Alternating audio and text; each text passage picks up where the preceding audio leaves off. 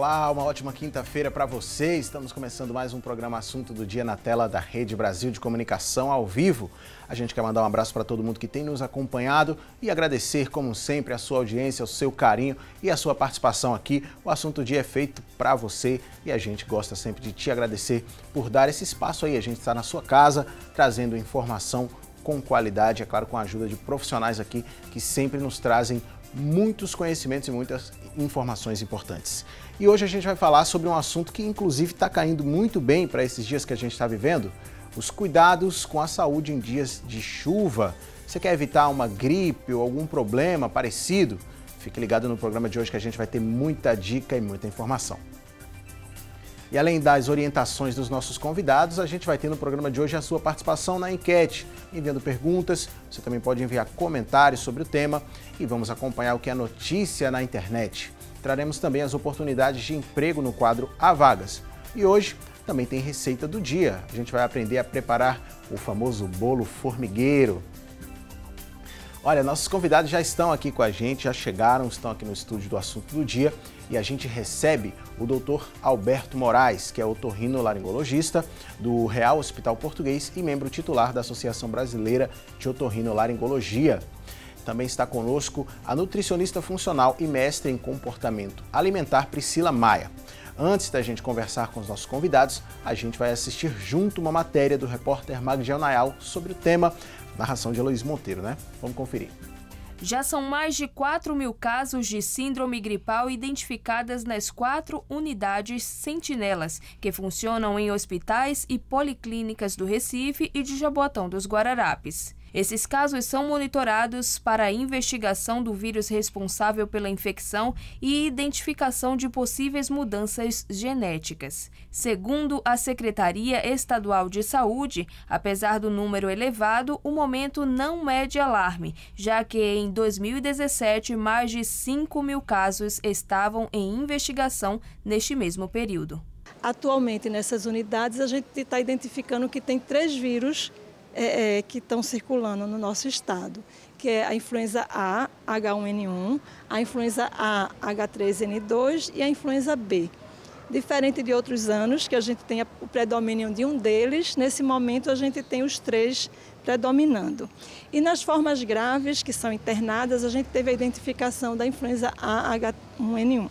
A dica é que a população procure o posto de saúde mais próximo caso apresente os sintomas da síndrome gripal, que em geral começam com febre, acompanhada de tosse ou dor de garganta. Devem procurar a unidade de saúde, procurar o médico, porque a gente também faz uso de uma medicação, né, para influenza, para que esses casos não venham a se agravar. Entre os casos mais graves que exigem internação, foram identificados até março, em todo o estado, 174 casos de síndrome respiratória aguda grave, que acumula o sintoma da falta de ar. Para quem faz parte dos grupos de risco, a vacinação começa no dia 23 de abril. E é extremamente importante que todas as pessoas que fazem parte desse grupo, que podem agravar, busquem, né? É uma vacina que não dá imunidade para a vida toda, então todo ano quem precisa se vacinar tem que tomar a vacina.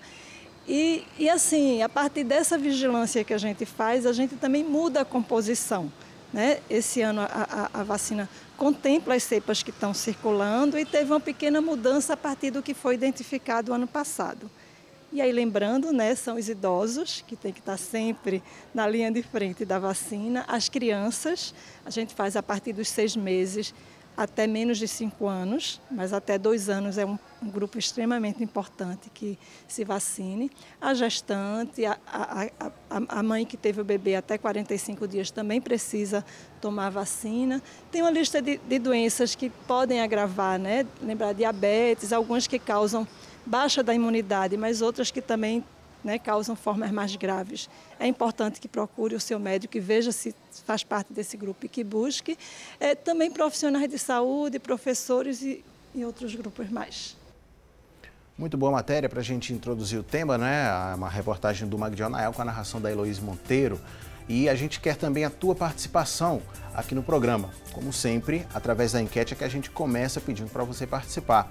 Qual pergunta que você vai responder hoje? A gente quer saber o seguinte: você sabe como se prevenir da gripe com a queda da temperatura, liga para a nossa linha interativa através do 3424-1547 ou também você pode acessar facebook.com/assunto do dia, que é a nossa fanpage, e fazer sua participação via internet. Se você prefere também falar com a gente através do WhatsApp, é o 9209-4819. Eu já estou acompanhando aqui toda a movimentação para você que quiser participar via WhatsApp. Aí você manda tanto uma pergunta, quanto você quiser fazer um comentário também.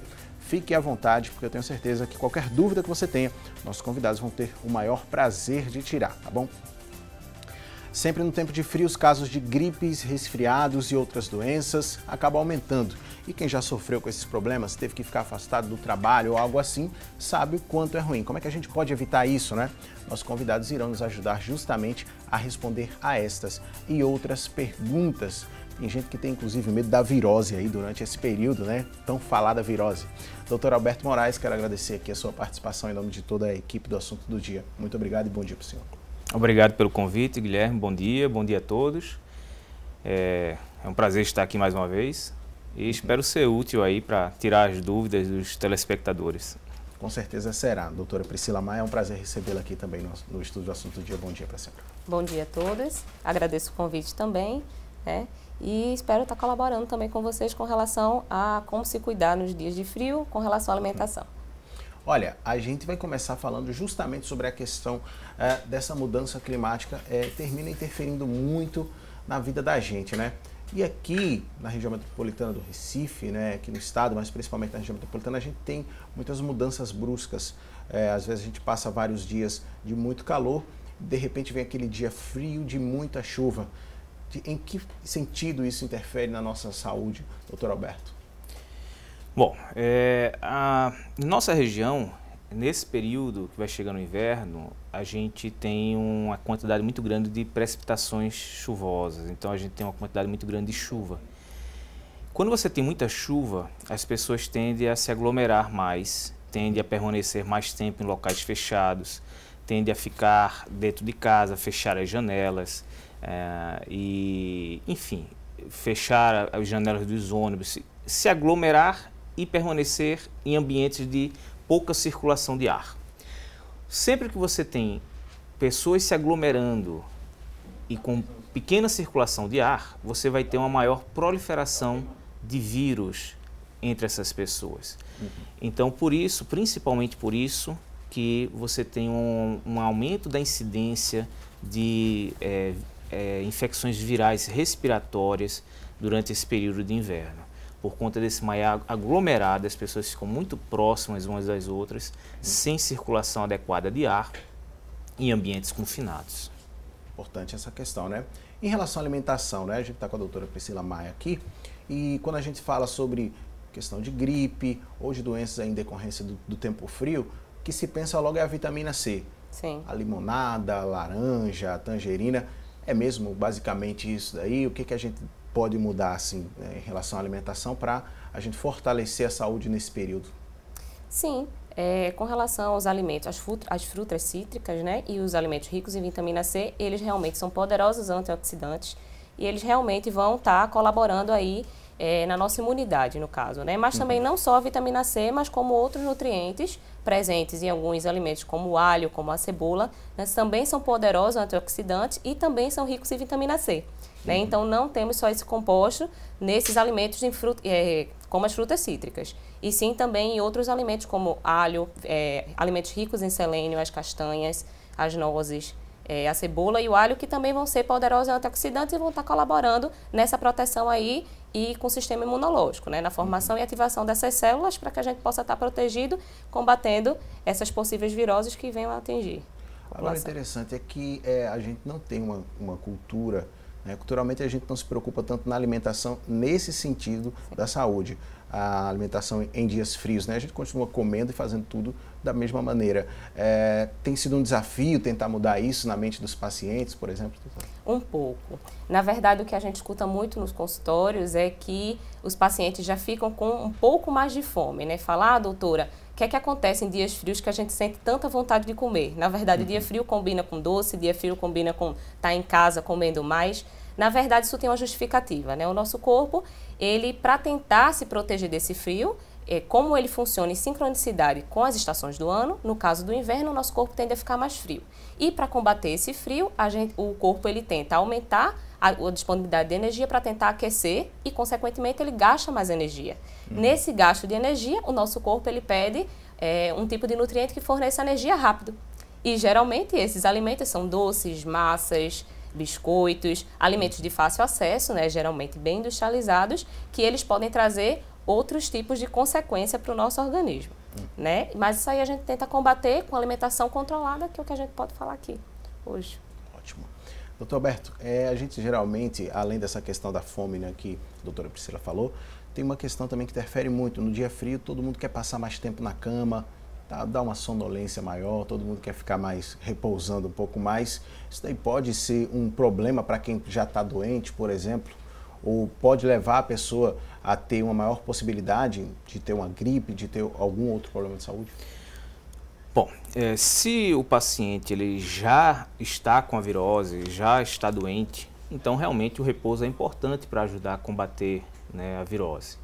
Então é recomendado que a pessoa que já está, já caiu com a febre, uma moleza, uma astenia, é importante que ela tenha uma alimentação saudável, ingira muito líquido, tá certo? Porque outro problema no inverno também é que as pessoas começam a beber bem menos líquidos. As pessoas no verão, no calor, elas bebem mais líquidos, sentem a necessidade de beber líquido, no inverno bebem pouco líquido.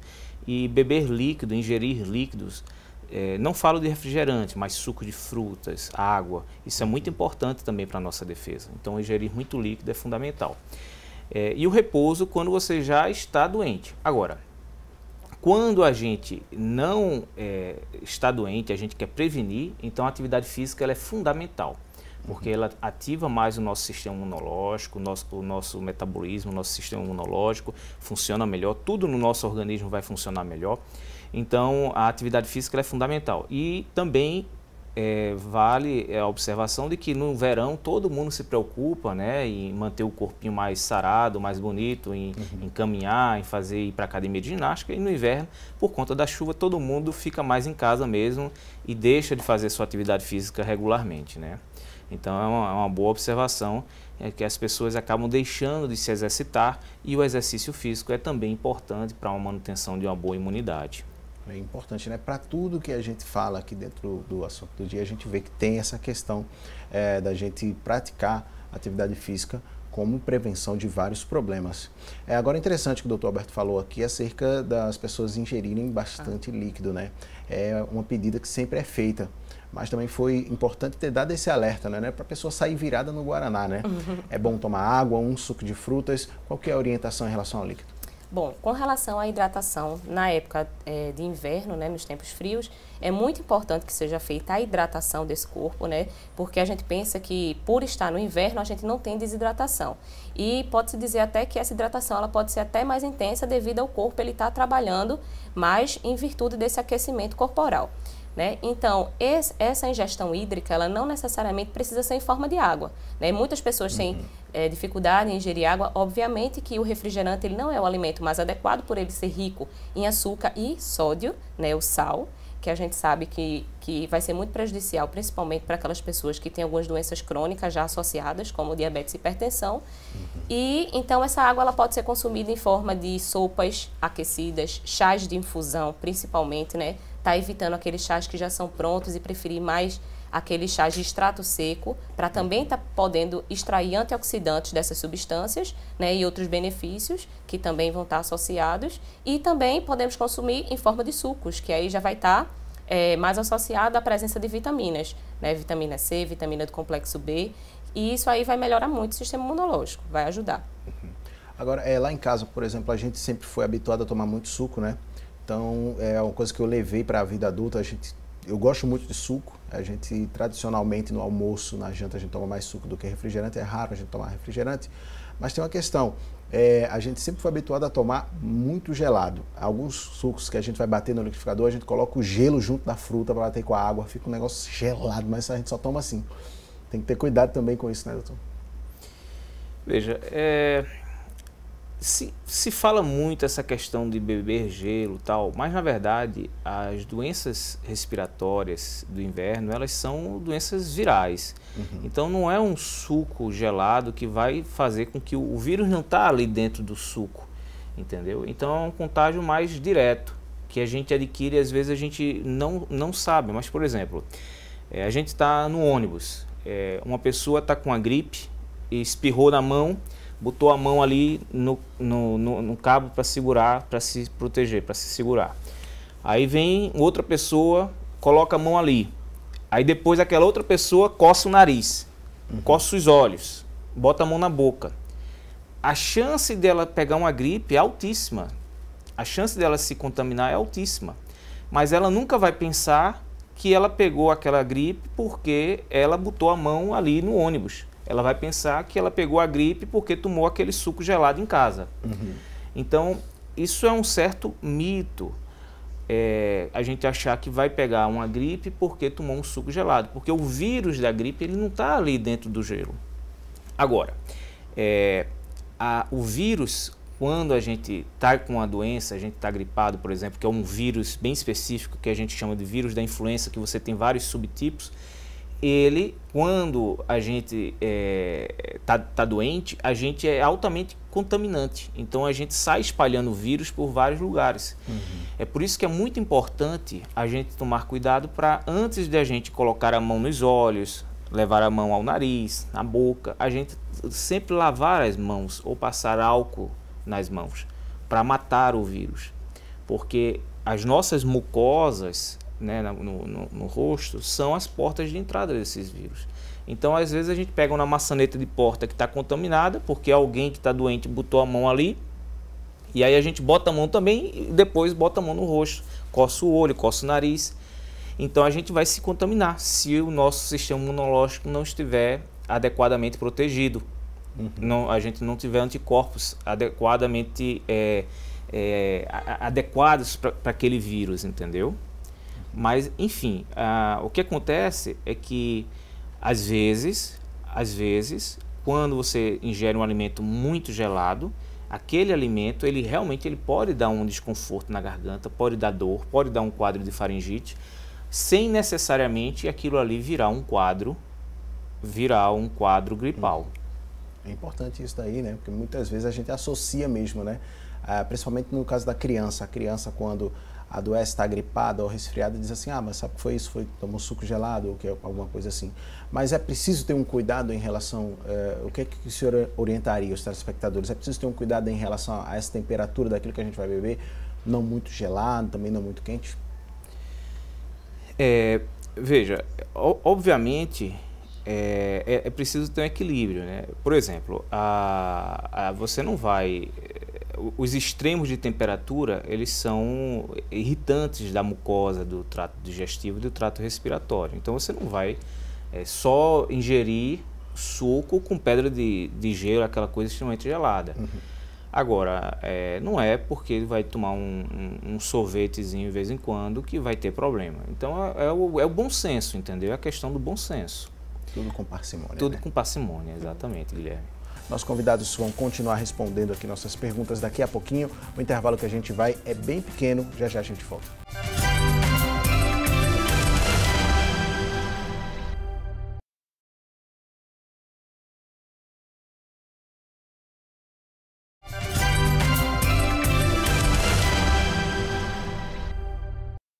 Hoje a gente está falando sobre os cuidados com a saúde em tempos frios e chuvosos e vamos conferir o que é que tem sido destaque na internet com a Tânia Silva.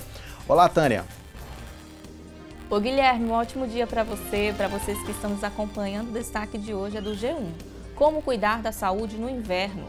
Algumas doenças como gripes, resfriados, asma, pneumonia e bronquite, por exemplo, costumam se agravar no clima seco e frio.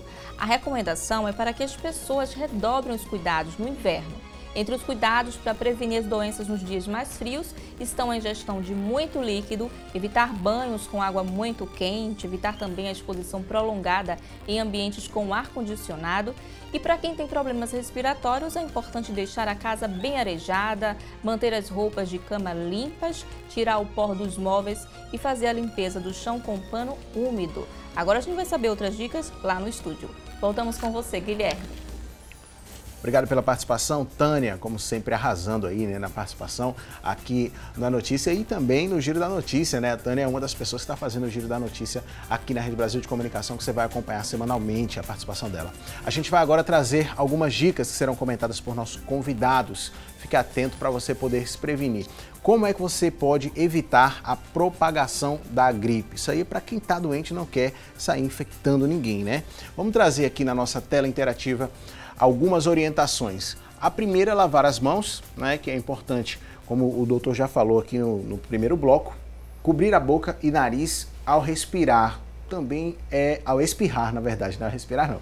Cobrir a boca e nariz ao espirrar. Agora, como é esse cobrir a boca? Porque tem pessoas que espirram na mão, depois vão cumprimentar alguém e tal e tudo mais. Qual que é o ideal para se cobrir o nariz? O ideal é que a gente ande sempre com um lenço, né? Um lenço de preferência, um lenço descartável, e depois despreze aquele lenço. E é interessante também, a gente visando a proteção das outras pessoas, que a gente costume estar sempre lavando as mãos, ou andar com um frasquinho de álcool gel, para estar sempre higienizando as mãos, para ter consciência de que a gente pode estar contaminando os nossos colegas de trabalho, os nossos entes queridos em casa, enfim, os nossos familiares, né? Então é muito importante a gente ter consciência de que quando a gente está espirrando, tossindo, a gente está eliminando vírus ao nosso redor. E então cobrir adequadamente com um lenço. Se não tiver nenhum lenço, a gente deve usar de preferência o nosso antebraço, porque a gente não vai estar contaminando tanto assim as extremidades das mãos, que depois a gente vai usar, por exemplo, para abrir uma maçaneta de uma porta, tá? Mas enfim, eu acho que é basicamente isso. E assim, a pessoa pode ter até uma alimentação adequada e tudo mais e se preocupar, eu vou levar uma maçãzinha para o trabalho porque eu não quero comer nada que não seja saudável e tal e tudo mais. Se eu espirro na mão, depois eu pego essa maçã, um alimento que eu mesmo vou ingerir, isso também é um problema, né, doutora? Não, sim, com certeza. Principalmente se essa pessoa ela sabe ou acha que está contaminada por algum vírus, não compartilhar nem alimentos, né, porque vão estar contaminados com a saliva dessa pessoa, quanto utensílios também que são relacionados à alimentação, colheres, garfos, copos principalmente, né? A gente sabe garrafas de água que podem ser compartilhadas, evitar esse contato, né? Porque não só o contato físico, mas também o contato através da saliva, esse vírus ele pode ser repassado para outras pessoas. Olha aí, orientação importante que inclusive já foi adiantada aqui, né? Lavar bem objetos pessoais. A doutora já falou, copos, a gente tem aqui uma toalha, também um lenço e os talheres. Evitar tocar nos olhos também. Isso é um cuidado que se deve ter. Em relação à gripe, muita gente vai achar que não era um cuidado necessário, né, doutor? É porque é uma forma de você estar levando o vírus para dentro do seu corpo. Então a mão, ela é revestida por uma pele que forma uma proteção que não deixa o vírus entrar no teu organismo. Mas se você tiver com o vírus na sua mão e você colocar em alguma mucosa, nos olhos, por exemplo, ou no nariz, você vai estar levando o vírus para dentro do teu corpo. Então é importante lavar bem as mãos com sabão ou higienizar com álcool antes de levar a mão aos olhos, né? Ou ao nariz ou à boca. Isso aí é importante, né? Até muitas empresas, muitos locais têm já vários espaços aí com álcool em gel para a pessoa fazer a lavagem das mãos quando precisar fazer qualquer coisa, né? Principalmente em ambiente hospitalar, por todas as partes a gente tem justamente para evitar infecção. Só voltando um pouco aqui para essa parte de lavar bem os objetos pessoais, que a doutora Priscila até falou, tem que se preocupar também, né, doutora, lavar o alimento que a pessoa vai ingerir também, né? Muitas vezes, eu tenho percebido isso também no centro da cidade, eu até acredito que até com o Berg Alves, nosso cinegrafista aqui, eu fiz uma matéria sobre como a gente deve se prevenir em relação a comer na rua. Tem muita gente vendendo frutas, né, vendendo comida saudável nas ruas, mas é importante a gente fazer a limpeza, principalmente daquilo que a gente não participou do preparo, né? Sim, com certeza. Principalmente esses alimentos que a gente não sabe qual foi a origem, né? Quando esses alimentos não são orgânicos, não só contaminados por outros agentes virais, eles podem também estar contaminados com agrotóxicos, né? E aí, dependendo do alimento e dependendo da quantidade que foi utilizada naquele agrotóxico, ele pode ser tão prejudicial à vida que pode levar até a morte, dependendo da quantidade que foi utilizada de forma sem controle, né? Então, é sempre ideal que você lave esse alimento quando chegar em casa, independente da origem que ele teve.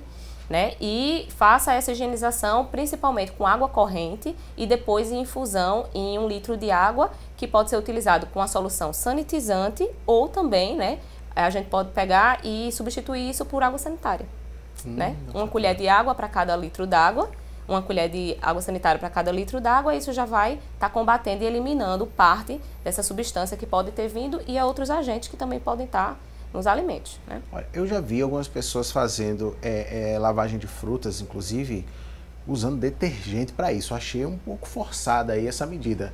É correto? Não é bacana a gente fazer? Bom, na verdade tudo é válido, né? Para estar eliminando micro-organismos e bactérias do alimento, tudo é válido. O detergente ele vai estar eliminando alguma camada superficial de sujeira, né? Consequentemente de bactérias e alguns outros micro-organismos, mas não vai estar eliminando totalmente o agrotóxico e possivelmente alguns vírus que possam estar associados também à água ou àquele solo que ela estava inserido, né? Então o ideal é que seja utilizado uma solução sanitizante mesmo, que seja comercializada ou até mesmo água sanitária. O detergente ele vai estar eliminando uma boa parte, vai estar ali como uma medida paliativa, né? Se for para lavar com nada, que seja melhor que lave com detergente, né? Mas o ideal é que seja lavado com a solução sanitizante mesmo. E água corrente após. Essa água ela tem que ser derramada, despejada aí nessa fruta sobre ou nesse alimento pra até retirar qualquer resíduo Isso. desse material que foi utilizado para a limpeza. Exatamente. É importante realmente fazer essa lavagem em água corrente após a limpeza na solução, para estar evitando também ser contaminado por essa solução, que também não é compatível com o nosso trato digestório, né? O ideal é que ela seja eliminada para estar evitando que outras bactérias patogênicas entrem no trato digestivo e esteja combatendo ali, entrando em competição com as bactérias que ficam no nosso trato intestinal, né? Isso pode causar outras doenças, como diarreia, e também pode estar causando uma desproporcionalidade de bactérias no nosso epitélio intestinal. Ótimo.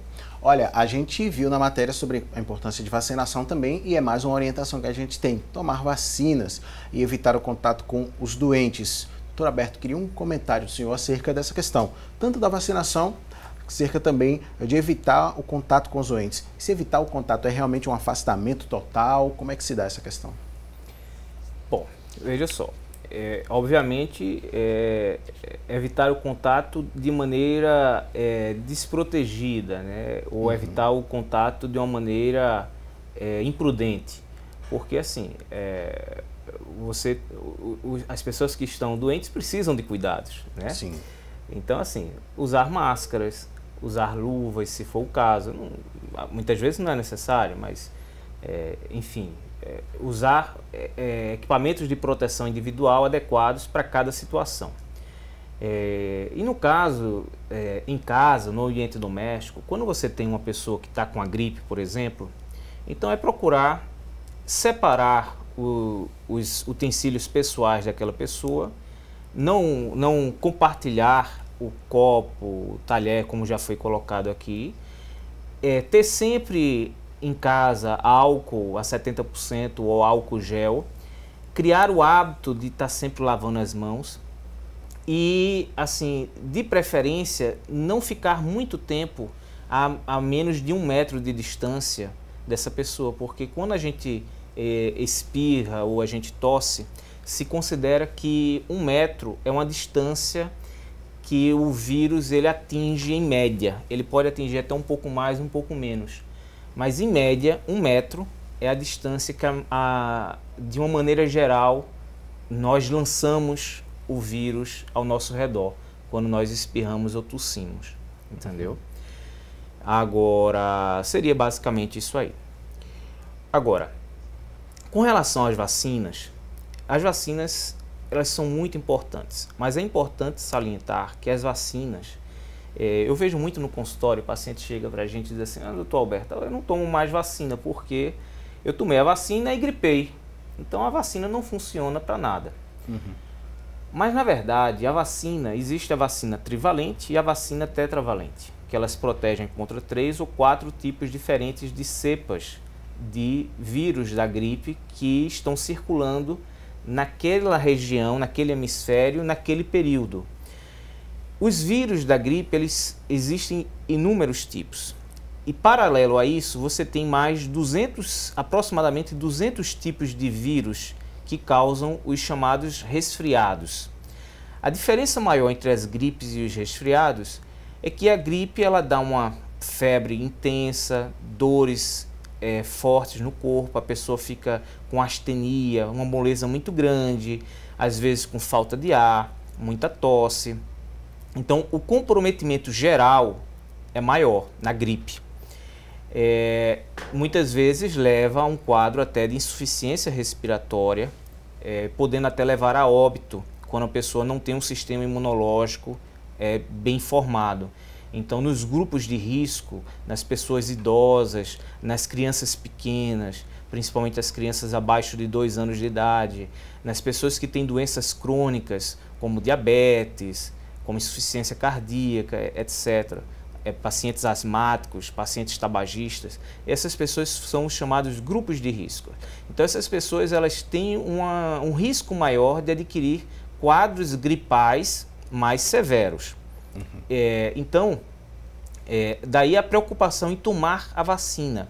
A vacina ela não vai prevenir contra todos os tipos de vírus, ela vai prevenir contra 3 ou 4 tipos diferentes de vírus da gripe, da influenza, que se consideram ser os mais graves que estão circulando ali naquela região e que mais levam as pessoas a óbito. Então, muitas vezes o paciente ele toma uma vacina e depois pega um quadro de um resfriado por um outro vírus, um vírus mais brando, como um rinovírus, por exemplo, que é que mais comumente causa o resfriado, e aí acha que aquela vacina não está servindo de nada porque ele pegou um resfriado depois. Não é bem assim. A vacina ela serve para proteger de quadros mais graves. Então, é importante tomar a vacina? É importante. E é importante também compreender que a vacina que você toma 1 ano, ela não vai te proteger para a vida toda. A vacina ela tem um tempo de imunidade que vai aí em torno de 10 a 12 meses. Então é importante fazer a renovação anual da vacina da gripe. Até porque o vírus da gripe, ele tem uma capacidade de sofrer mutações frequentes, então ele se modifica geneticamente de forma que o sistema imunológico ele vai perdendo a capacidade de identificar esse vírus e de combater esse vírus. Então é por isso que a gente tem que estar sempre tomando novas vacinas de acordo com essa modificação genética que o vírus teve, entendeu? Enfim, é importante tomar vacina, é importante, principalmente, como nós vimos na reportagem, os grupos de risco, né? As crianças pequenas, idosos, profissionais de saúde, professores, pessoas que têm doenças crônicas, mas quando nós falamos desses cuidados gerais, nós estamos falando da gripe, mas também de outros vírus que causadores também dos resfriados, né? Vírus da parainfluenza, rinovírus, sincicial respiratórios, que são vírus que normalmente eles causam quadros mais brandos, mas também causam um comprometimento na qualidade de vida, né, do paciente. E assim, são cuidados que a gente deve ter, independente do nosso quadro de saúde, se estamos doentes, se não estamos, né? A pessoa não vai. Lavar as mãos é sempre importante, cobrir a boca e o nariz ao espirrar, até uma questão de educação, né? Perfeito. Tem gente que às vezes está no ônibus que dá aquela espirrada lá, que, meu Deus, incomoda todo mundo. Enfim, tudo isso aqui é importante, não apenas para quem está doente, mas para todos nós. A produção falando aqui, pedindo para mandar um abraço para a irmã Maria do Carmo, da Vila da Prata, né, que está sempre acompanhando aqui o programa, e a gente agradece a ela que está sempre nos assistindo. Deixa eu mandar também um alô para a telespectadora Priscila, né? Está com o filho dela, o Marquinhos, estão sempre vendo aqui o programa e a gente fica muito feliz também, a todo mundo que está nos assistindo. Foi interessante quando o doutor falou aí sobre essa questão das vacinas dos grupos de risco, e tem a questão dos bebês também, das crianças pequenas, estão aí nos grupos de risco. Como é que a gente lida com a alimentação dessas crianças, né? Porque a gente tem medo, inclusive, de dar alguma coisa muito forte por causa da faixa etária. Aqui a gente tem muito a questão do mingau de cachorro, a pessoa gripou, aí tem aquela senhora, tem às vezes a avó, às vezes uma pessoa que mora perto, eu vou fazer um mingau de cachorro lá, é forte, você não vai dar isso para uma criança. Ou o que a gente pode fazer em relação à alimentação da criança quando ela está gripada, quando ela está com algum problema aí decorrente de uma doença que adquiriu por conta do período chuvoso? Perfeito. Com relação ao mingau de cachorro, é uma questão mais cultural, né? Que as pessoas realmente acreditam que esse mingau, essa mistura, na verdade, que não chega nem a ser um mingau porque não leva leite, né? É uma mistura que eles acreditam que pode ser benéfica, né? Por estar com pimenta e outros compostos, mas na verdade ela não vai curar, né? Simplesmente ela vai estar nutrindo e alimentando essa pessoa e deixando ela um pouco mais resistente por estar com energia, né? Com relação à alimentação de crianças e bebês, vai depender da fase, né? Dessa criança, se for bebê de 0 a 6 meses, o ideal é que seja incentivado o aleitamento materno para que esse bebê, ele possa estar com o sistema imunológico em formação e tendo esses nutrientes advindos da mãe, juntamente com os anticorpos necessários do leite materno. Acima dos 6 meses, é ideal que essa criança ela consuma frutas, né? Pelo menos 2 a 3 porções por dia, né? Na consistência que ele aceitar, para que isso possa está participando de alguma forma na nutrição dessa criança, principalmente aquelas frutas, que são as frutas do período do inverno, né? Frutas ricas em vitamina C, as laranjas, mimo, lima, pera, a mexerica, a tangerina. Não é em vão que essas são as frutas do inverno, são frutas ricas nesses nutrientes e o ideal é que seja consumido esse tipo de fruta na alimentação das crianças e seja incentivado também o consumo das frutas in natura, né? Os sucos, eles são benéficos sim, quando feitos na hora para a criança e priorizar a criança a ingerir esse suco sem coar, né? Para que ela possa ingerir também as fibras desse suco e melhorar a digestão, né? E incentivar a alimentação dessas frutas in natura, partidas em cubos, trituradas, para que ele possa realmente absorver todas as vitaminas e fibras que está nesse alimento, né? E o ideal é que seja consumido as frutas da estação, porque são aquelas frutas mais ricas em nutrientes, porque elas conseguem amadurecer melhor, elas têm um ponto de senescência, que a gente chama o amadurecimento perfeito, então, consequentemente, ela consegue ser mais nutritiva do que as outras frutas das outras estações. E, consequentemente, elas também são frutas ricas em vitamina C e ricas em antioxidantes também, que vão estar combatendo algumas infecções, porque elas têm uma ação mais anti-inflamatória. Ótimo. Para isso, a gente tem que já ter uma cultura, né? E ir introduzindo a alimentação da criança desde cedo. Alerta para os pais. Desde pequeno, é importante que você também tenha a sua alimentação modificada. Você que é pai, você já começa a se alimentar de maneira mais saudável e aí você vai acostumando seu filho também. A gente ainda vai falar mais sobre o tema de hoje, mas é daqui a pouquinho. O intervalo é bem pequeno. Aproveitar para tomar uma água e se hidratar. Já já a gente volta.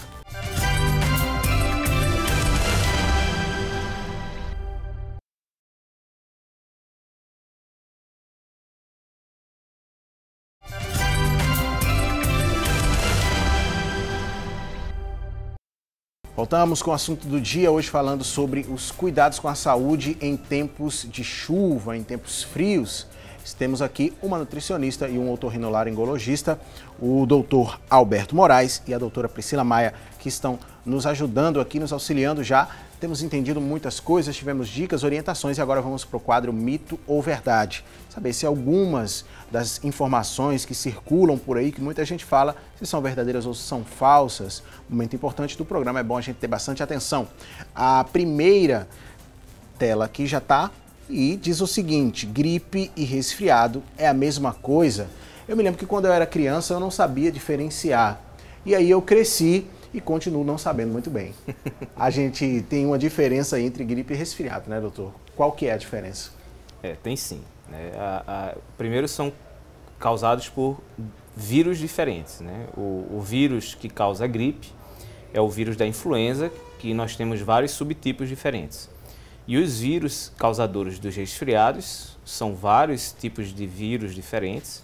Né? O rinovírus, parainfluenza, sincicial respiratório, são vários vírus, em torno de 200 vírus diferentes. E normalmente os resfriados, eles geram sintomas como coriza, dor de garganta, tosse, congestão nasal, um pouco de moleza, mas normalmente o paciente não tem febre. Se tiver febre, é uma febre muito baixa, uma febrícula. Os sintomas cedem mais rapidamente. O paciente não se sente muito indisposto a ponto de não faltar o trabalho ou à escola. Então, o paciente normalmente ele continua em condições de fazer os seus afazeres do dia a dia.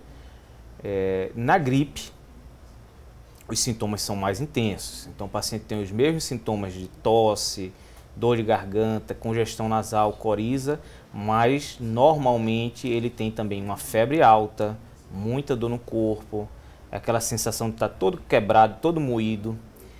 Ele se sente incapaz de trabalhar ou de ir para a escola. Os sintomas respiratórios mais baixos são mais importantes, então ele tem sintomas pulmonares, com mais tosse, às vezes paciente asmático, ele tem crise de asma. Então, os sintomas da gripe são sintomas muito mais importantes do que os sintomas do resfriado. Ótimo, então é importante aí a gente desmistificar isso daqui. É mito, gente. Gripe e resfriado não é a mesma coisa, tá bom? Vamos conferir a próxima tela aqui para a gente saber se é mito ou verdade. A alimentação influi mais do que se pode pensar no aparelho respiratório? Mito ou verdade, doutora? É uma verdade, né? A alimentação, na verdade, ela tem que ser balanceada em nutrientes, né? No caso das vitaminas e minerais, com relação ao aparelho respiratório e possíveis gripes ou resfriados que venham a atingir nosso corpo, né? Então, quanto mais alimentos ricos em vitaminas, ricos em vitamina A, vitamina C, vitamina D, selênio, zinco, magnésio, melhor essa imunidade, né? Justamente porque esses alimentos são ricos em antioxidantes e eles vão estar fazendo parte também da formação das células do sistema imunológico, tanto na formação quanto na ativação dessas células. Então, dependendo da alimentação e quão balanceada ela esse sistema respiratório ele pode ficar mais vulnerável ou não. Se eu estou bem nutrido, eu tenho um risco menor, mais defesa, né, de adquirir doenças, não é isso? Sim. Basicamente é isso daí. Então, realmente, gente, influi mais do que se pode pensar, sim. Vamos conferir a próxima produção? O risco de desidratação é menor no verão? No primeiro bloco, inclusive, a doutora Priscila falou aqui que é necessário a gente continuar tomando água, né? Aliás, no inverno, falei no verão, né? A gente falou que é necessário, sim, a gente ter a ingesta de água e se manter hidratado. Mas o risco é menor, diminui muito mesmo? Não, o risco de hidratação pode ser tanto quanto igual ao verão ou maior, até devido ao nosso gasto energético, né? Não só a importância da água para evitando essa desidratação, mas também para estar hidratando as nossas vias aéreas, né? Como o doutor pode falar um pouco mais sobre isso, e também está hidratando, evitando a formação de mucos, né?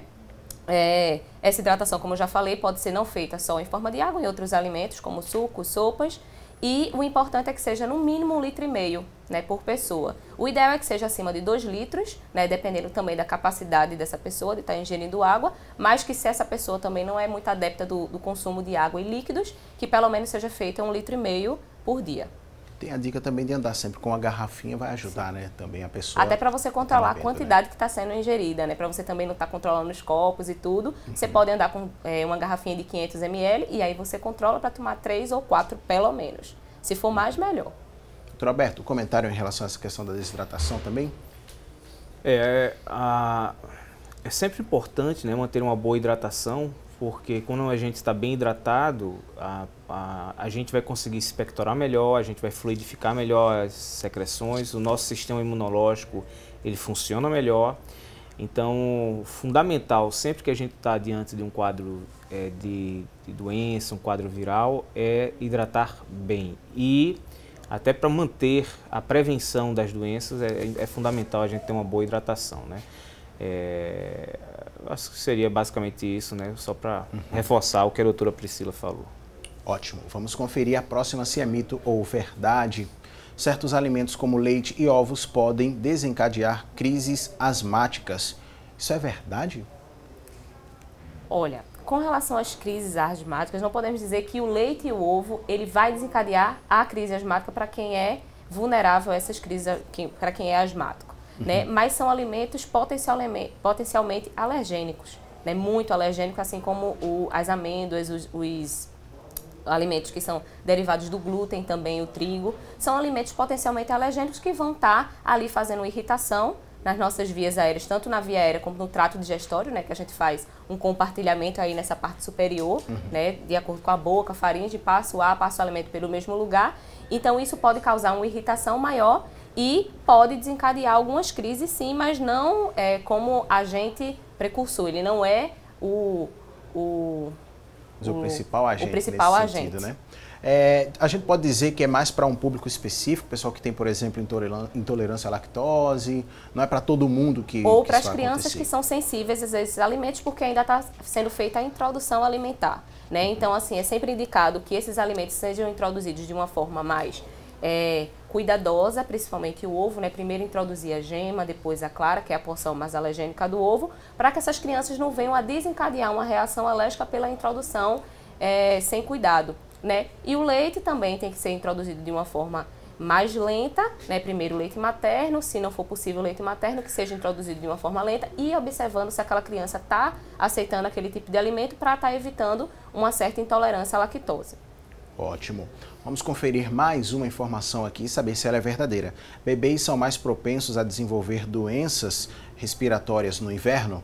A gente falou de um público de risco, né? E os bebês estavam incluídos, né, doutor? Isso, exatamente. Os bebês são mais propensos realmente a desenvolverem doenças respiratórias no inverno.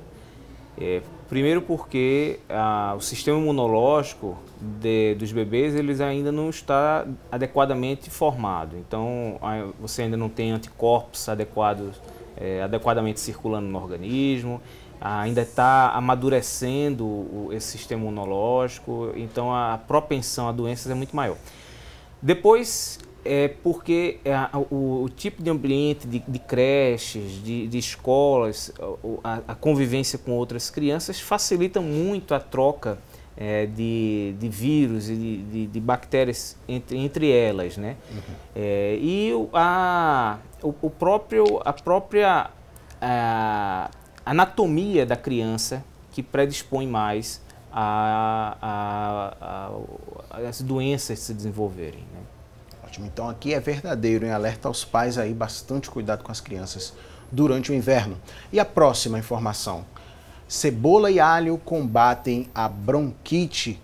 Interessante que cebola e alho foram citados aí no primeiro bloco, né? Como importantes nesse período, mas tem essa questão direta de combater a bronquite? Na verdade, isso pode ser considerado uma verdade por serem alimentos potencialmente ricos em vitamina C e também em selênio, né? Que vão estar ajudando aí na parte da imunidade da pessoa. Mas não pode ser utilizado como um remédio, e sim como um coadjuvante no tratamento da bronquite, né? Mas pode ser considerado uma verdade que, como ele é antioxidante, também vai estar ajudando o nosso sistema imunológico a estar combatendo esses vírus, né? E essa irritação. Muito bom, muito bom. Até para a gente também ter essa noção, né, de que a alimentação é importante, mas não vai substituir a medicação, o acompanhamento médico. Tudo isso é preciso ser feito também. Porque estamos falando de vírus, né? Ótimo, né? Vamos para essa nova, a produção já colocou. Crianças que ingerem 2 ou mais frutas por dia respiram melhor. É isso?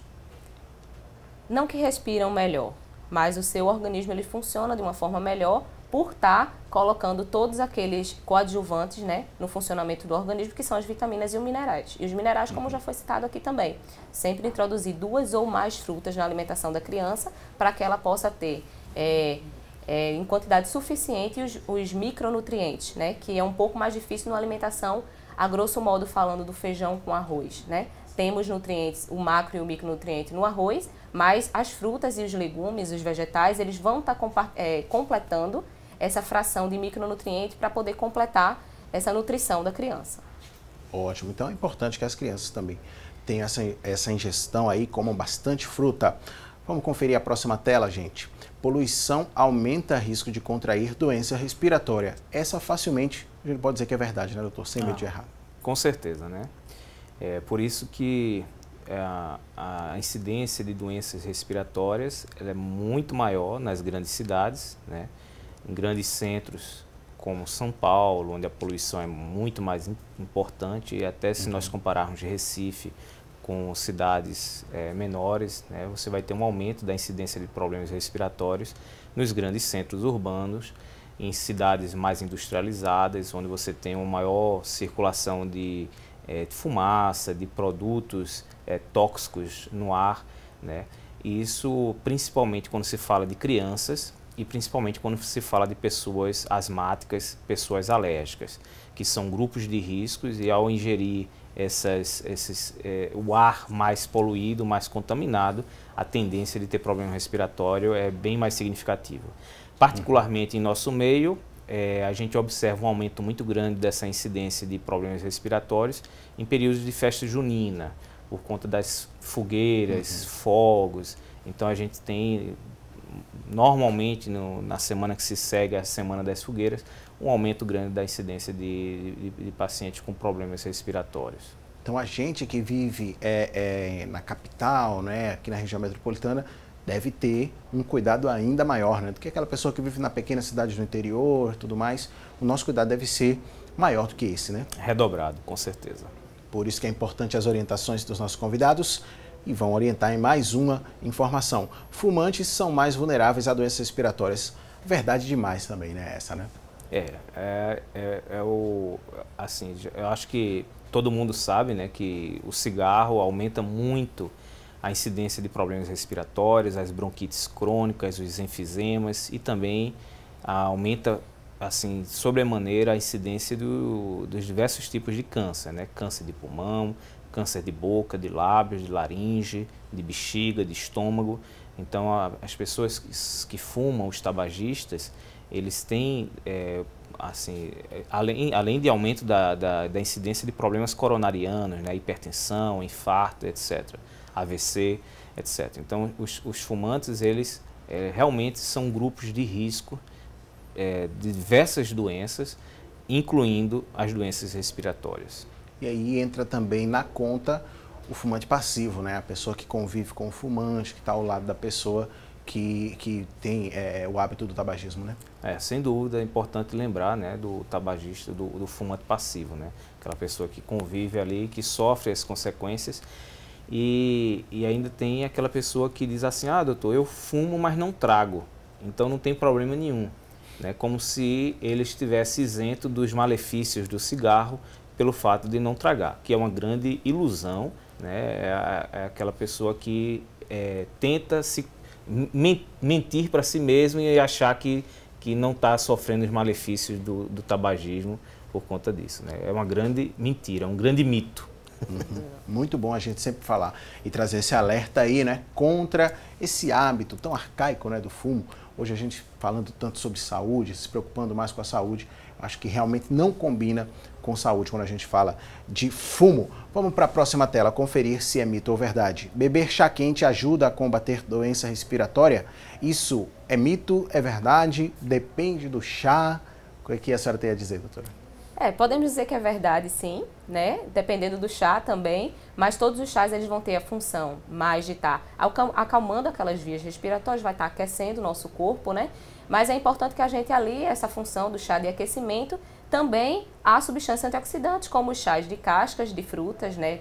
O chá da casca de abacaxi, chá da casca da laranja, do limão, que são chás que realmente vão estar ajudando, além do aquecimento, com nutrientes, e eles podem ser fornecidos até a crianças, né, sem tomar maiores cuidados, né, apenas com as quantidades, não ingerir mais de 5 xícaras ao dia, né, mas isso pode sim ajudar no combate das doenças respiratórias e também colocar isso como hábito para a nossa vida, né, o consumo de chás. Agora, até o chá tem a questão de não exagerar, né, eu não sabia que também tinha esse... Quando são chás oriundos das frutas, de cascas de frutas, a gente já não precisa tomar tanto cuidado, mas quando a gente vai estar trabalhando com infusões de extrato seco, a gente tem realmente que tomar cuidado com a quantidade, né? Principalmente nessa onda fitness, né? Que o pessoal está entrando agora, que realmente não é uma coisa ruim, né? Todos estão buscando saúde em primeiro lugar, mas também tomar cuidado com a origem desse extrato seco, né? Porque ele pode também fazer algum mal à nossa saúde pelos excessos, né? Principalmente plantas que são plantas medicinais que podem ser usadas como tratamento de doenças e até para o emagrecimento, mas não em conteúdo exagerado, para ela também não ser tóxico ao nosso organismo. Muito bom. E chá é coisa boa, mas tem que ter também aí o cuidado, né? Por falar em coisa boa, atenção você aí de casa, você que está trabalhando, você que está em qualquer lugar, para tudo, que agora eu quero falar de saúde e economia. Vou falar da Ultramed Saúde. A Ultramed Saúde tem a maior cobertura odontológica do Nordeste, mas não é só isso não. Com a Ultramed você vai economizar muito dinheiro, que é o que todo mundo está precisando, né?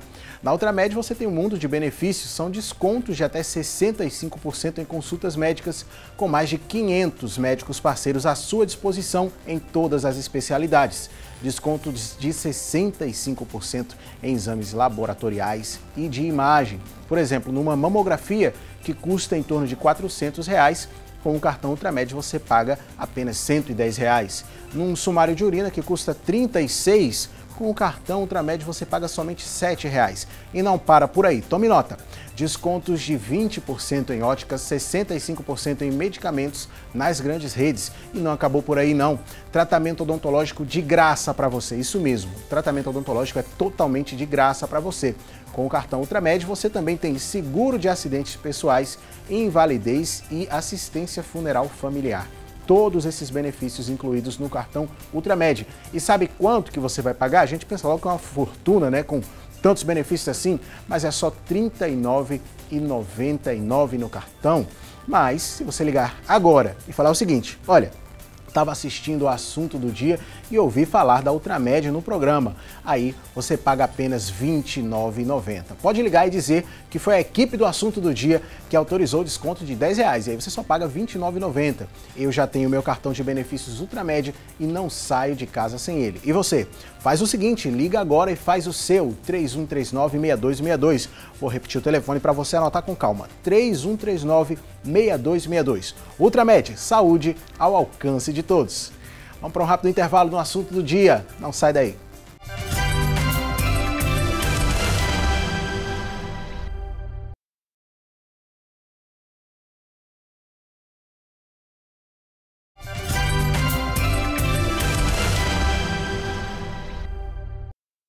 Estamos de volta com o assunto do dia. Agora a gente vai dar uma pausa aqui na nossa temática. Estamos falando sobre saúde, como cuidar da saúde em dias de frio, de chuva.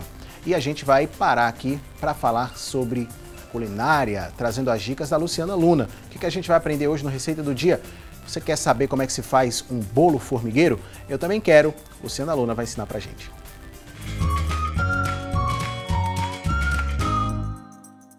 Olá, tudo bem com vocês? O Receita do Dia de hoje vai ensinar como fazer um bolo caseiro bem tradicional que você pode servir no lanche da tarde com aquele cafezinho. Deu até água na boca. Nós vamos aprender a fazer um bolo formigueiro. Então pegue papel e caneta e anote essa receita bem direitinho. Nesta receita nós vamos precisar de 5 ovos, 200 gramas de margarina, 150 gramas de açúcar, 300 gramas de farinha de trigo, 200 ml de leite, 150 gramas de confeito de chocolate, 50 gramas de coco ralado e 1 colher de sopa de fermento. Nós vamos começar a receita de hoje colocando na batedeira os ovos, a margarina e o açúcar e vamos bater até ficar um creme bem clarinho.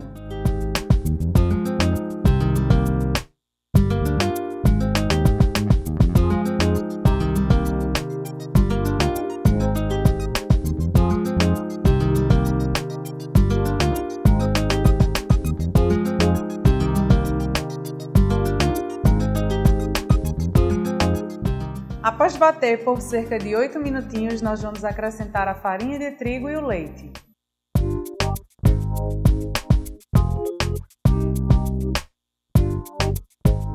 Agora nós vamos bater apenas para misturar.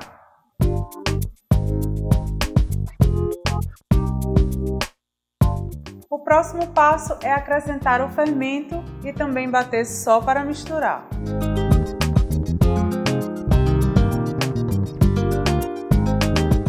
Está pronta a nossa massa. Nós vamos só finalizar com os confeitos de chocolate e o coco ralado.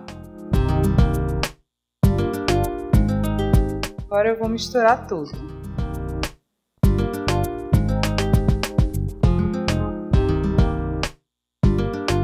Está pronta a nossa massa. Agora eu vou colocá-la numa forma untada e enfarinhada e levar ao forno a 180 graus por aproximadamente 35 minutos.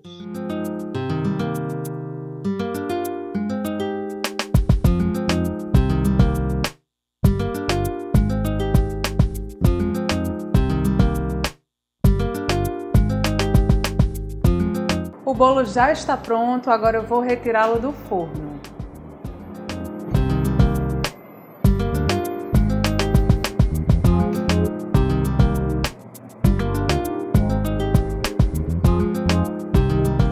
Esta foi a nossa receita de hoje. O que eu posso adiantar para vocês é que o cheirinho está incrível. E agora é só servir.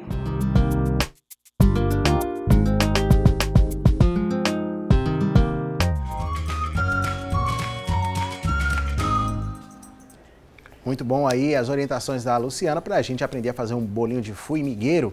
Olha, você quiser assistir com mais calma, para você reproduzir na sua casa, depois você vai na fanpage do Assunto do Dia, facebook.com/assunto do dia, e confere lá. A gente vai postar esse vídeo aí da Luciana explicando como é que a gente faz esse bolo de formigueiro para fazer o maior sucesso aí na sua casa, com a sua família, com seus amigos, tá bom? Não deixa de acompanhar a nossa fanpage. E vamos continuar falando de coisa boa. Agora, vamos conferir as vagas de emprego disponíveis para hoje. Boa sorte para você.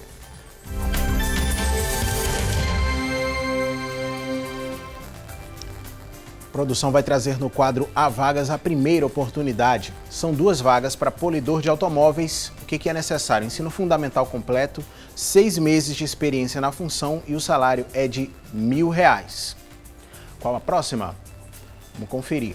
Operador de telemarketing ativo e receptivo. São 3 vagas. O que é necessário?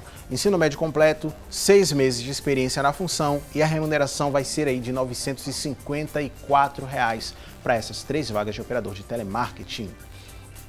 Também tem vaga para operador de empilhadeira. São 8 vagas, né? Ensino médio completo é necessário, precisa ter atuado 6 meses pelo menos na função e o salário é de R$ 1.200. Essas oportunidades, elas são do Sistema Público de Emprego, Trabalho e Renda. Onde é que ele fica? Fica localizado na Avenida Rio Branco, número 155, no Recife. O telefone é o 3355-2900. A gente sempre abre a nossa linha interativa para você fazer a sua pergunta. Algumas pessoas já falaram com a nossa produção, já fizeram a pergunta delas e a gente quer responder aqui. Vou pedir para a produção trazer na nossa tela interativa a primeira participação. O telespectador de Camaragibe tem 69 anos, não quis se identificar, mas pergunta: aprendi no programa de hoje que cebola e alho é bom para nosso organismo. Quem tem gastrite pode comer cebola? Essa é a pergunta aí. Sim, quem tem gastrite pode comer cebola, sim. Agora, para combate, né, a gripe, é importante que essa cebola ela seja ingerida de forma in natura ou pelo menos refogada. Quando a gente coloca esses alimentos muito em cozimento, elas acabam perdendo algumas propriedades, no caso da cebola, de ser antioxidante. Não que ela perca a propriedade, mas ela perde alguns componentes, né, que estão dentro da cebola e que ela vai também ser eliminado no cozimento. Com relação à gastrite, é importante que pelo menos seja dado uma refogada nesse alimento para evitar também que ele seja irritante gástrico, né? Mas que não tem que excluir a cebola da alimentação. E sim consumi-la de uma forma mais leve, né? Em relação ao alho, também é a mesma orientação? Também é a mesma orientação. Todos esses alimentos, inclusive os chás também, eles são irritantes gástricos. E para pessoas que têm gastrite, dependendo do grau, a gente pede para ser consumida de uma forma mais cuidadosa. Então, dar uma refogada nesses alimentos, ser consumido em forma de chás também, não vai estar aumentando, né, o nível da gastrite, mas também ela tem que ser observada, porque esses alimentos eles podem significar para umas pessoas uma irritação e para outras não. Então, vai depender do grau da gastrite também. Muito bom. Mais uma participação aqui, gente. Aí a Lourdes Bandeira, de Carpina, Terra Boa, Carpina, ela tem 67 anos, diz assim: passei mal 8 dias depois de tomar a vacina da gripe. A médica orientou não tomar novamente, porque isso aconteceu 2 vezes. Existe algum teste para saber se tem uma alergia? Tenho imunidade baixa e há 13 anos tive câncer de mama. Lourdes, obrigado aí pela sua participação. O doutor pode responder essa para Lourdes. Veja, apesar de a incidência de efeitos adversos com as vacinas serem muito baixos, eles podem ocorrer. Né? E aí pode ser os diversos tipos de efeitos adversos. No caso aí, a amiga ela teve esses efeitos adversos por 2 ou 3 ocasiões. Né? Então é interessante que ela nesse caso, ela procure um imunologista para avaliar se realmente foi a vacina, se não foi, e se vale ou não a pena ela voltar a tomar a vacina, né? A gente sabe que tem algumas situações e que não vale a pena você fazer uso da vacina, né? Então é bom procurar um imunologista, no caso. Bom, essa orientação aí para a nossa telespectadora. A gente vai continuar conversando aqui com os nossos convidados. Nesse momento a gente prioriza bastante as perguntas dos nossos telespectadores. Lá no Cabo, a Vanessa Alves, de 29 anos, ela participou perguntando o seguinte: se uma pessoa que já está gripada tomar ou comer coisas geladas, a gripe piora? No primeiro bloco a gente falou sobre isso, né? É um cuidado que se deve ter, porque pode terminar trazendo uma irritação, alguma coisa. Vai piorar a gripe ou talvez piorar os sintomas? Piora os sintomas, né? Principalmente vai induzir a mais tosse. Não que ela vai induzir ou adquirir mais vírus, mas ela vai exacerbar os sintomas. Então ela pode tossir mais, ela pode ter mais coriza, mais congestão nasal, mais dor de garganta. Então os sintomas são exacerbados, né? Então a gente recomenda que se evite por conta principalmente dos sintomas, que vão piorar. Ótimo, então deve sim haver esse cuidado para quem já está gripado. Vamos agora para algumas participações via WhatsApp. A Maria, de 2 Unidos, a gente agradece a participação dela, diz assim: bom dia, fui para a emergência com muita dor no peito, fiz um raio-x e não acusou nada. A médica passou um elixir e passou a dor, mas agora ela diz que está tossindo bastante. O que será? É muito abrangente, né? A quantidade de possibilidades que pode ser aí esse problema da Maria, de 2 Unidos. Qual que é a orientação para ela? Sem dúvida, Maria, o melhor é que você retorne à unidade em que você foi atendida para ser reavaliada, auscultar o seu pulmão, ser examinada adequadamente e, se for o caso, repetir o raio-x, porque a gente sabe que o fato do raio-x estar normal, né, não significa necessariamente que não tem algum problema ou que um raio-x que deu normal alguns dias atrás, ele não possa vir a alterar hoje, no dia de hoje.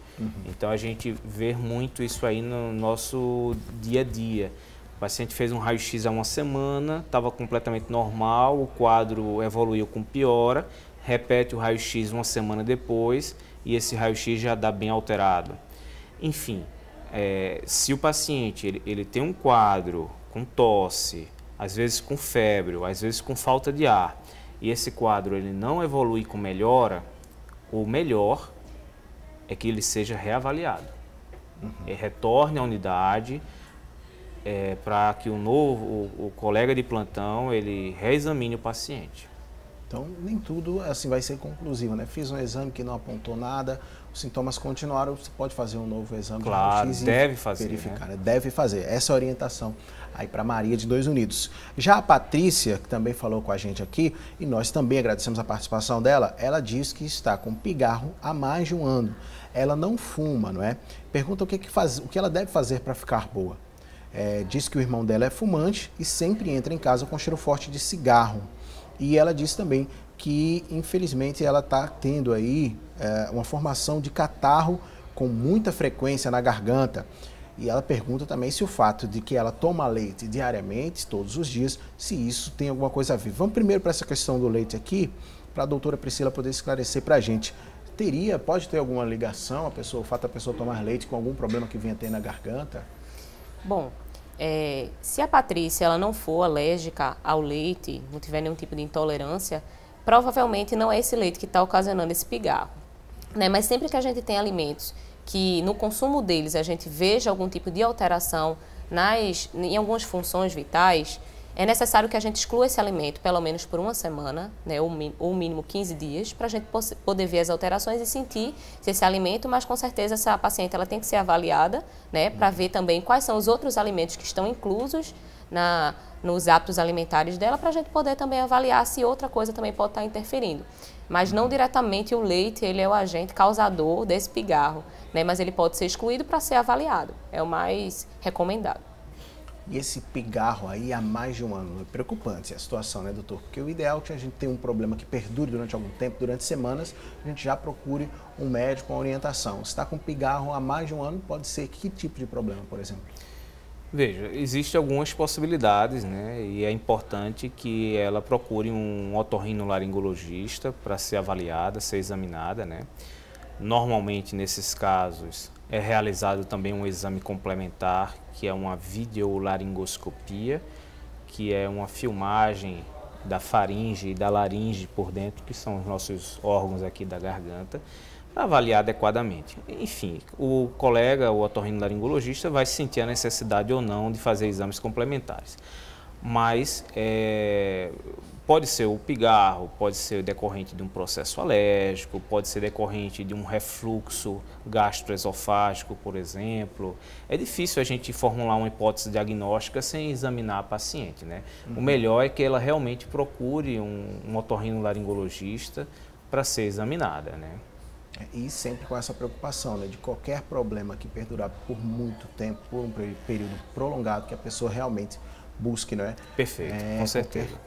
Independente de qualquer questão, não é? Não apenas otorrino, mas qualquer outro tipo de problema, se perdurar demais, você tem que estar sempre tendo esse acompanhamento médico. Infelizmente, a gente se depara muito com essas situações, né? O paciente, ele apresenta um determinado sintoma, ele demora muito para procurar um médico, esperando que aquele sintoma desapareça, e às vezes uma coisa simples de ser tratada inicialmente passa a ser uma coisa bem mais complexa, mais difícil o tratamento, né?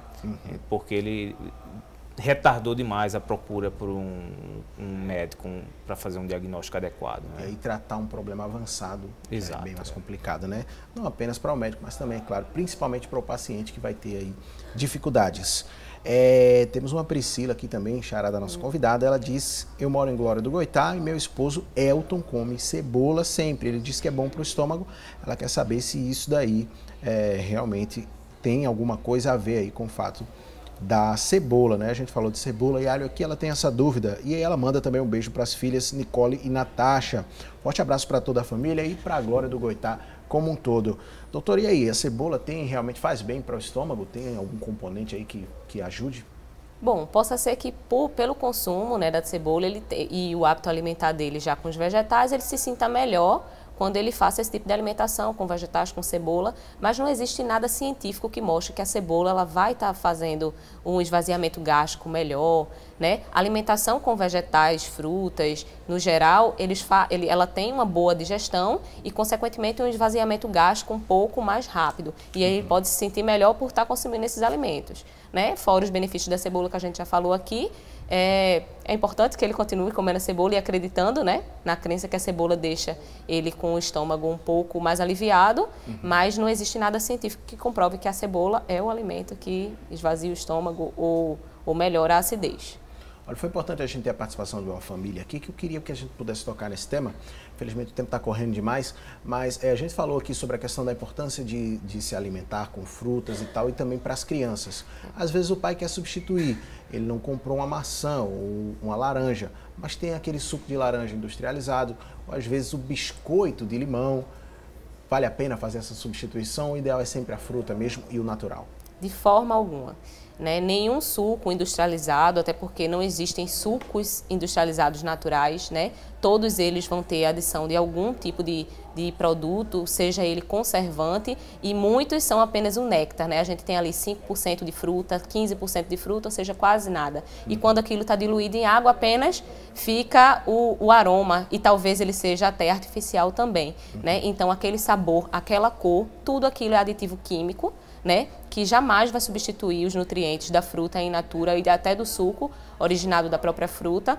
E é importante também que os pais eles tenham esse cuidado, né? Já existem muitas receitas que podem ser substituídas, dos biscoitos principalmente, né, que podem ser feitas de forma natural, prática e rápida, né, que os pais podem estar incentivando tanto os cuidadores dos seus filhos a fazer, ou até eles mesmos podem fazer no fim de semana, à noite, e estar congelando esses alimentos, né? Vai ser uma forma muito mais barata de alimentar o seu filho, muito mais natural e saudável, sem comparação, né? E o custo-benefício ele fica muito mais visível nesse tipo de alimentação, mas nunca substituir, principalmente os biscoitos, que além dos aditivos químicos para estar aumentando a vida de prateleira desses alimentos, tem também muitas substâncias que não são, às vezes, até permitidas para crianças. né? Então, sempre está evitando esses alimentos industrializados, principalmente para crianças menores de 2 anos, né? Que aí já vai ter muito contato com sódio, com açúcar, e isso pode estar até desenvolvendo doenças crônicas, né? Que vai estar perdurando na fase adulta dessa criança e pode até causar problemas irreversíveis, como diabetes, hipertensão em geral. Olha aí a importância, né? Recado para os pais, vamos apelar sempre pelo natural. Apelar até é uma palavra que não cabe, optar, não é? Porque para o natural não existe apelação.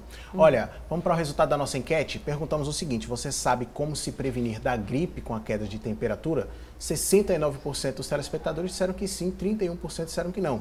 Agora, tem uma ressalva aí. O pessoal que falou que sim, os 69%, muitos dizendo que, apesar de saberem como se cuidar, eles não fazem da maneira correta. Então, vamos fazer. Deixa eu agradecer aqui ao doutor Alberto Moraes. Quero pedir também, doutor, a produção informando aqui que muitas pessoas ligaram, gostaram dos nossos convidados de hoje e queriam saber de que maneira eles podem encontrar os contatos, as formas de chegarem até vocês. Eu que agradeço o convite, né? É um prazer estar sempre aqui no programa. Agradeço a oportunidade, é sempre um prazer. Quem tiver assim, interesse em nos procurar, eu faço consultório lá no Real Hospital Português. O telefone de contato é o 3416-1634. Ok, pode repetir o telefone de contato? 3416-1634. Ok. Doutora Priscila Maia, também agradecemos a sua participação e pode deixar também as formas de contato aí para que os telespectadores possam ter acesso aí. Eu que agradeço, né, o convite, fiquei muito satisfeita em participar e colaborar aqui com o assunto do dia. E eu tenho um consultório no Empresarial Rio Mar e quem quiser entrar em contato, pode entrar em contato no telefone 9810-6163 ou também me seguir nas redes sociais, né, que é nosso meio hoje de comunicação que tem sido bastante eficiente. E o meu Instagram é @primaia.nutri e sempre que precisarem podem mandar as dúvidas lá, eu estou sempre conversando, sempre que tenho tempo, né, e aí a gente pode conversar e esclarecer mais dúvidas. Ok, muito obrigado mais uma vez, nossa dupla de convidados aqui. Obrigado a você. Eu quero agradecer também ao William José, William Freire e Berg Alves, os cinegrafistas que estiveram aqui com a gente e a toda a equipe que fez o assunto do dia. Amanhã a gente vai falar sobre um tema muito importante aqui no assunto do dia, o ensino domiciliar. Ainda não foi regulamentado aqui no Brasil, mas em alguns países já é sucesso. E a gente vai entender muito sobre esse tema importantíssimo. Eu conto com a tua participação amanhã. Que você tenha uma ótima quinta-feira e até lá.